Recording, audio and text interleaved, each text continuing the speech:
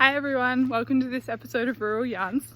My name's Erica, I'm one of the MD3s in the extended rural cohort this year and I'm on placement in Echuca. So I wanted to start here today because I think one of my favourite things about living in Echuca is being able to go for beautiful long walks on the river.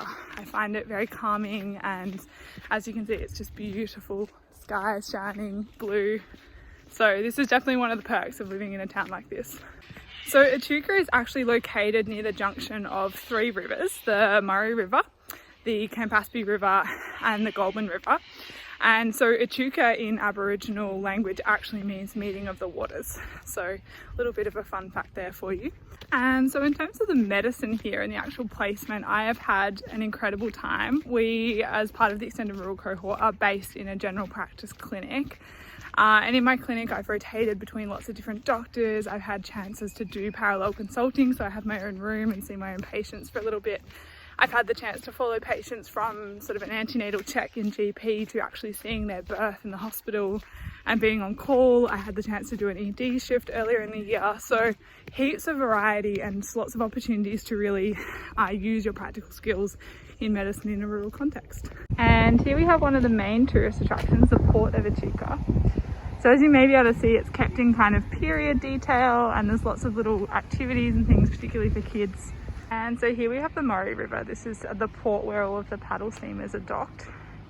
So usually they go out on river cruises every day, or at least on the weekends, but nice and quiet today.